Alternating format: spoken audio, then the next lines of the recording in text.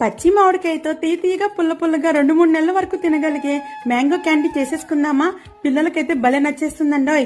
దీనికోసం పచ్చి మామిడికాయలు ఒక 3-4 తీసుకొని ముచ్చుకలు కట్ చేసి పైన స్కిన్ అంతా పీల్ ఆఫ్ చేసేయండి. మీరు తీసుకునే మామిడికాయలు పుల్లగా ఉండేటట్టు చూసుకోండి. అప్పుడు క్యాండీ తీయగా పుల్ల పుల్లగా చాలా బాగా వస్తుంది. సన్నని ముక్కలుగా కట్ చేసుకుని తెరులుతున్న నీళ్ళలోకి వేసేసి మరీ మెత్తగా కాకుండా మామిడికాయ ముక్కలు లైట్ గా సాఫ్ట్ అయ్యేటట్టు ఉడికించుకుంటే సరిపోతుంది. ఒకసారి ఫోర్క్ తో చెక్ చేసుకుందాము. ఈ విధంగా ఫోర్క్ లోపలికి దిగిపోతే ఇవి ఉడికిపోయినట్లే.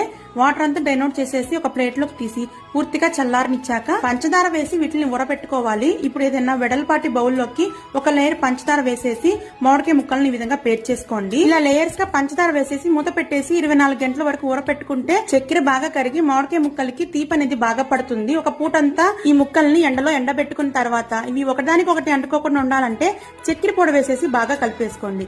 అంతే, ఎంతో రుచికరమైన mango candy ready. Thanks for watching.